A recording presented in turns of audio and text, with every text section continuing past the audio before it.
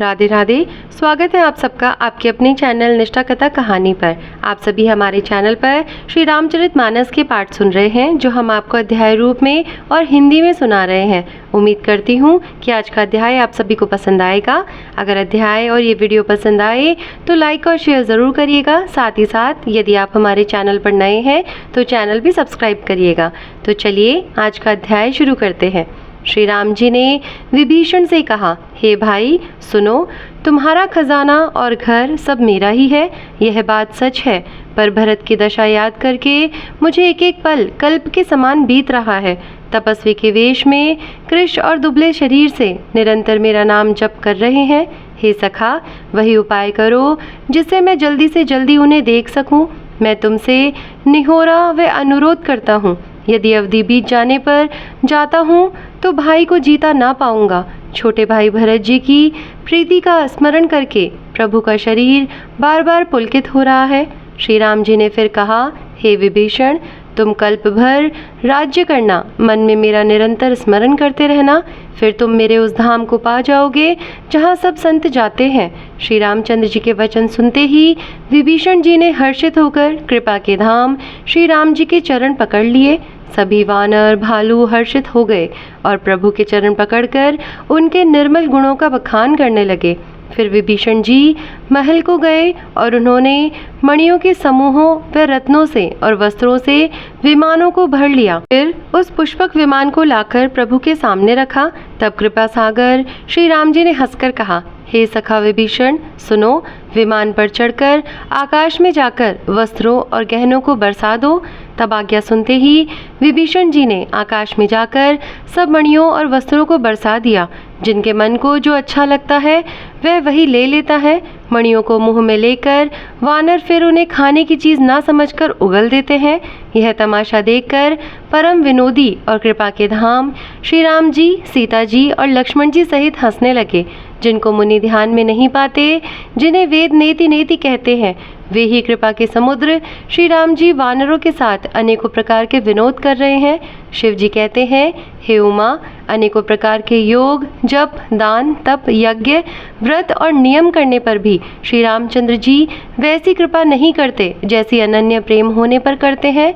भालुओं और वानरों ने कपड़े गहने पाए और उन्हें पहन पहन कर वे श्री रघुनाथ जी के पास आए। अनेकों जातियों के वानरों को देखकर कौशलपति श्री राम जी बार बार हंस रहे हैं। श्री रघुनाथ जी ने कृपा दृष्टि से देखकर सब पर दया की। फिर वे कोमल वचन बोले, हे भाइयों, तुम्हारे ही बल से मैंने रावण को मारा और फिर विभीषण का राज तिलक किया।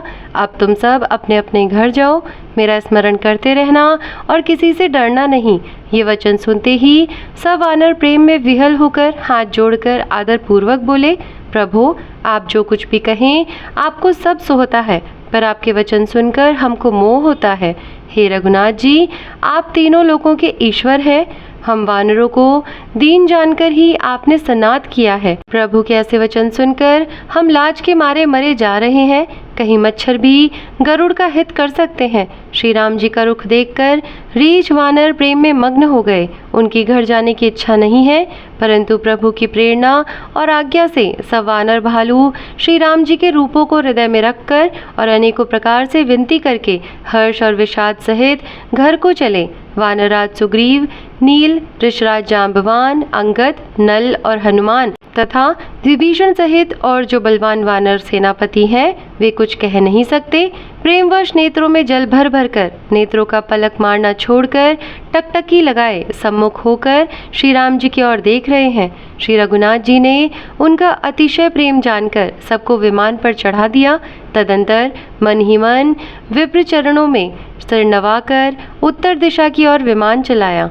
विमान के चलते समय बड़ा शोर हो रहा है। सब कोई श्री रघुवीर की जय कह रहे हैं। विमान में एक अत्यंत ऊंचा मनोहर सिंहासन है। उस पर सीता जी सहित प्रभु श्री रामचंद्र जी विराजमान हो गए। पत्नी सहित श्री राम जी ऐसे सुशोभित हो रहे हैं मानो सुमेरु के शिखर पर बिजली सहित श्याम मेघ हो। सुंदर विमान बड़ी शीघ्रता से चला। देवता हर्षित हुए और उन्होंने फूलों की वर्षा की। अत्यंत सुख देने वाली 3 प्रकार की शीतल मंद सुगंधित वायु चलने लगी। समुद्र, तालाब और नदियों का जल निर्मल हो गया। चारों ओर सुंदर शकुन होने लगे। सबके मन प्रसन्न है। आकाश और दिशाएं निर्मल है। श्री रघुवीर ने कहा, हे सीते, रणभूमि देखो। लक्ष्मण ने यहाँ इंद्र को जीतने वाले मेघनाद को मारा था। हनुमान और अंगद के मारे हुए ये भारी भारी निशाचर रणभूमि में पड़े हैं। देवता और मुनियों को दुख देने वाले कुंभकर्ण और रावण दोनों भाई यहाँ मारे गए। मैंने यहाँ पुल बांधा या बंधवाया और सुखधाम श्री शिव जी की स्थापना की। तदंतर कृपा निधान श्री राम जी ने सीता जी सहित श्री रामेश्वर महादेव को प्रणाम किया। वन में जहाँ जहाँ करुणा सागर श्री रामचंद्र जी ने निवास और विश्राम किया था, वे सब स्थान प्रभु ने जानकी जी को दिखलाए और सबके नाम बताए। विमान शीघ्र ही वहाँ चला आया जहाँ परम सुंदर दंडक वन था और अगस्त्य आदि बहुत से मुनिराज रहते थे। श्री राम जी इन सबके स्थानों में गए। संपूर्ण ऋषियों से आशीर्वाद पाकर जगदीश्वर श्री राम जी चित्रकूट आए। वहाँ मुनियों को संतुष्ट किया। फिर विमान वहाँ से आगे तेजी के साथ चला। फिर श्री राम जी ने जानकी जी को कलयुग के पापों का हरण करने वाली सुहावनी यमुना जी के दर्शन कराए। फिर पवित्र गंगा जी के दर्शन किए। श्री राम जी ने कहा, हे सीते, इन्हें प्रणाम करो। फिर तीर्थराज प्रयाग को देखो, जिसके दर्शन से ही करोड़ों जन्मों के पाप भाग जाते हैं। फिर परम पवित्र त्रिवेणी जी के दर्शन करो, जो शोकों को हरने वाली और श्रीहरि के परम धाम पहुँचने के लिए सीढ़ी के समान है। फिर अत्यंत पवित्र अयोध्यापुरी के दर्शन करो, जो तीनों प्रकार के तापों और भव आवागमन रूपी रोग का नाश करने वाली है। यो कहकर कृपालु श्री राम जी ने सीता जी सहित अवधपुरी को प्रणाम किया। सजल नेत्र और पुलकित शरीर होकर श्री राम जी बार बार हर्षित हो रहे हैं। फिर त्रिवेणी में आकर प्रभु ने हर्षित होकर स्नान किया और वानरों सहित ब्राह्मणों को अनेकों प्रकार के दान दिए। तदंतर प्रभु ने हनुमान जी को समझाकर कहा, तुम ब्रह्मचारी का रूप धरकर अवधपुरी को जाओ। भरत को हमारी कुशल सुनाना और उनका समाचार लेकर चले आना। पवन पुत्र हनुमान जी तुरंत ही चल दिए। तब प्रभु भरद्वाज जी के पास गए। मुनि ने इष्ट बुद्धि से उनके अनेकों प्रकार से पूजा की और स्तुति की और फिर लीला की दृष्टि से आशीर्वाद दिया। दोनों हाथ जोड़कर तथा मुनि के चरणों की वंदना करके प्रभु विमान पर चढ़कर फिर से आगे चले। यहाँ जब निषाद राज ने सुना कि प्रभु आ गए, तब उसने नाव कहाँ है, नाव कहाँ है ऐसा पुकारते हुए लोगों को बुलाया। इतने में ही विमान गंगा जी को लांघकर इस पार आ गया और प्रभु की आज्ञा पाकर वह किनारे पर उतरा। तब सीता जी बहुत प्रकार से गंगा जी की पूजा करके फिर उनके चरणों पर गिरी। गंगा जी ने मन में हर्षित होकर आशीर्वाद दिया, हे सुंदरी, तुम्हारा सुहाग अखंड हो। भगवान के तट पर उतरने की बात सुनते ही निषाद राज गुह प्रेम में विहल होकर दौड़ा।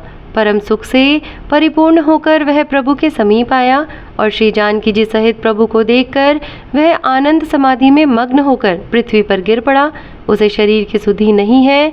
श्री रघुनाथ जी ने उसका परम प्रेम देखकर उसे उठाकर हर्ष के साथ हृदय से लगा लिया। दानों के राजा शिरोमणि लक्ष्मीकांत कृपा निधान भगवान ने उसको हृदय से लगा लिया और अत्यंत निकट बैठाकर कुशल पूछी। वह विनती करने लगा, आपके जो चरण कमल ब्रह्मा जी और शंकर जी से सेवित हैं, उनके दर्शन करके मैं अब सकुशल हूँ। हे सुखधाम, हे पूर्णकाम श्री राम जी, मैं आपको नमस्कार करता हूँ। सब प्रकार से नीच उस निषाद को भगवान ने भरत जी की भांति हृदय से लगा लिया। तुलसीदास जी कहते हैं, इस मंद बुद्धि ने मोहवश उस प्रभु को भुला दिया। रावण के शत्रु का यह पवित्र करने वाला चरित्र सदा ही श्री राम जी के चरणों में प्रीति उत्पन्न करने वाला है। यह काम आदि विकारों का हरने वाला और भगवान के स्वरूप का विशेष ज्ञान उत्पन्न करने वाला है।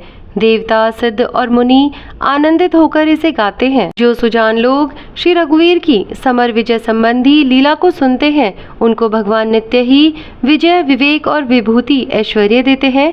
अरे मन, विचार करके देख, यह कली काल पापों का घर है। इसमें श्री रघुनाथ जी के नाम को छोड़कर पापों से बचने के लिए दूसरा कोई आधार नहीं है। इस प्रकार से कलयुग के समस्त पापों का नाश करने वाले श्री रामचरितमानस का छठा सोपान और लंका कांड समाप्त होता है। इसी के साथ उत्तरकांड का प्रारंभ होता है। श्री राम जी के लौटने की अवधि का एक ही दिन बाकी रह गया, अतएव नगर के लोग बहुत आतुर और अधीर हो रहे हैं। राम के वियोग में दुबले हुए स्त्री पुरुष जहाँ तहाँ सोच विचार कर रहे हैं कि क्या बात है, श्री राम जी क्यों नहीं आए। इतने में ही सब सुंदर शकुन होने लगे और सबके मन प्रसन्न हो गए। नगर भी चारों ओर से रमणीक हो गया, मानो ये सब के सब चिन्ह प्रभु के शुभ आगमन को जना रहे हैं। कौशल्या आदि सब माताओं के मन में ऐसा आनंद हो रहा है जैसे अभी कोई कहना ही चाहता है कि सीता जी और लक्ष्मण जी सहित प्रभु श्री रामचंद्र जी आ गए। भरत जी की दाहिनी आंख और दाहिनी भुजा बार बार फड़क रही है। इसे शुभ शकुन जानकर उनके मन में अत्यंत हर्ष हुआ और वे विचार करने लगे, प्राणों के आधार रूप अवधि का एक ही दिन शेष रह गया। यह सोचते ही भरत जी के मन में अपार दुख हुआ। क्या कारण हुआ कि नाथ नहीं आए? प्रभु ने कुटिल जानकर मुझे कहीं भुला तो नहीं दिया। लक्ष्मण बड़े धन्य और बड़भागी हैं जो श्री रामचंद्र जी के चरणाविंद के प्रेमी हैं, अर्थात उनसे अलग नहीं हुए। मुझे तो प्रभु ने कपटी और कुटिल पहचान लिया, इसी से नाथ ने मुझे साथ नहीं लिया। बात भी ठीक ही है, क्योंकि यदि प्रभु मेरी करनी पर ध्यान दे तो 100 करोड़ असंख्य कल्पों तक भी मेरा निस्तार या छुटकारा नहीं हो सकता। परंतु आशा इतनी ही है कि प्रभु सेवक का अवगुण कभी नहीं मानते। वे दीन बंधु हैं और अत्यंत ही कोमल स्वभाव के हैं। अतएव मेरे हृदय में ऐसा पक्का भरोसा है कि श्री राम जी अवश्य मिलेंगे, क्योंकि मुझे शकुन बड़े शुभ हो रहे हैं। किंतु अवधि बीत जाने पर यदि मेरे प्राण रह गए तो जगत में मेरे समान नीच कौन होगा। श्री राम जी के विरह समुद्र में भरत जी का मन डूब रहा है। उसी समय पवन पुत्र हनुमान जी ब्राह्मण का रूप धरकर इस प्रकार आ गए, मानो उन्हें डूबने से बचाने के लिए नाव आ गई हो। हनुमान जी ने दुर्बल शरीर भरत जी को जटाओं का मुकुट बनाए राम राम रघुपति जपते और कमल के समान नेत्रों से प्रेम अश्रुओं का जल बहाते कुश के आसन पर बैठे देखा। उन्हें देखते ही हनुमान जी अत्यंत हर्षित हुए। उनका शरीर पुलकित हो गया, नेत्रों से प्रेम अश्रुओं का जल बरसने लगा। मन में बहुत प्रकार से सुख मानकर वे कानों के लिए अमृत के समान वाणी बोले, जिनके विरह में आप दिन रात सोच करते हैं और घुलते रहते हैं, और जिनके गुण समूहों की पंक्तियों को आप निरंतर रटते रहते हैं, वे ही रघुकुल के तिलक, सज्जनों को सुख देने वाले और देवताओं तथा मुनियों के रक्षक श्री राम जी सकुशल आ गए हैं। शत्रु को रण में जीतकर सीता जी और लक्ष्मण जी सहित प्रभु आ रहे हैं। देवता उनका सुंदर यश गा रहे हैं।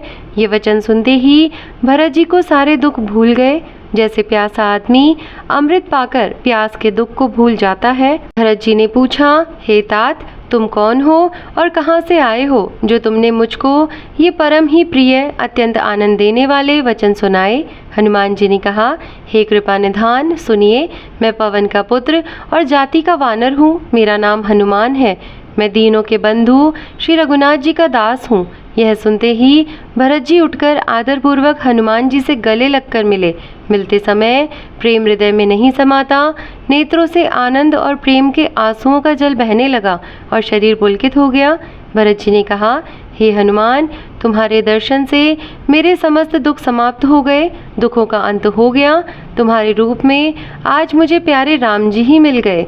भरत जी ने बार बार कुशल पूछी और कहा, हे भाई सुनो, इस शुभ संवाद के बदले में तुम्हें क्या दूं?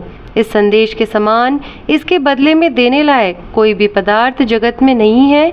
मैंने यह विचार कर देख लिया है, इसलिए हे तात, मैं तुमसे किसी भी प्रकार की उऋण नहीं हो सकता। अब मुझे प्रभु का चरित्र और हाल सुनाओ। तब हनुमान जी ने भरत जी के चरणों में मस्तक नवाकर श्री रघुनाथ जी की सारी गुणगाथा कही। भरत जी ने पूछा, हे हनुमान, कहो, कृपालु स्वामी जी, श्री रामचंद्र जी कभी मुझे अपने दास की तरह याद भी करते हैं कि नहीं? रघुवंश के भूषण श्री राम जी क्या कभी अपने दास की भांति मेरा स्मरण करते रहे हैं? भरत जी के अत्यंत नम्र वचन सुनकर हनुमान जी पुलकित शरीर होकर उनके चरणों पर गिर पड़े और मन में विचार करने लगे कि जो चराचर के स्वामी हैं, वे श्री रघुवीर अपने श्रीमुख से जिनके गुण समूहों का वर्णन करते हैं, वे भरत जी ऐसे विनम्र, परम पवित्र और सद्गुणों के समुद्र क्यों ना हो? हनुमान जी ने कहा, हे नाथ, आप श्री राम जी को प्राणों के समान प्रिय हैं। हे तात, मेरे वचन सत्य हैं। यह सुनकर भरत जी बार बार मिलते हैं और हृदय में हर्ष समाता नहीं है। फिर भरत जी के चरणों में सिर नवाकर हनुमान जी तुरंत ही श्री राम जी के पास लौट गए और जाकर उन्होंने सब कुशल कही। तब प्रभु हर्षित होकर विमान पर चढ़कर चले। इधर भरत जी भी हर्षित होकर अयोध्यापुरी में आए और उन्होंने गुरु जी को सब समाचार सुनाया। फिर राजमहल में खबर जनाई कि श्री रघुनाथ जी कुशल पूर्वक नगर को आ रहे हैं। खबर सुनते ही सब माताएं उठ दौड़ी। भरत जी ने प्रभु की कुशल कहकर सबको समझाया। नगर निवासियों ने यह समाचार पाया तो स्त्री पुरुष सभी हर्षित होकर दौड़ पड़े। तो यह था आज का अध्याय। उम्मीद करती हूँ कि आज का अध्याय आप सभी को पसंद आया होगा। अगर आज का वीडियो आपको अच्छा लगा हो तो लाइक और शेयर ज़रूर करिएगा। साथ ही अगर चैनल पर नए हैं तो चैनल को सब्सक्राइब भी करिएगा। मैं मिलती हूँ आपसे अगले अध्याय के साथ में। जल्दी हमारी ये जो रामचरितमानस है ये संपूर्ण होने वाली है। तो जिस प्रकार से आप अभी तक चैनल पर बने हुए थे, अभी तक आपने इतने वीडियोस देखे, आगे भी इसी प्रकार से साथ बनाए रखिएगा। मैं जल्दी आपके सामने एक और अध्याय लेकर प्रस्तुत होंगी। तब तक के लिए धन्यवाद। राधे राधे। जय श्री राम।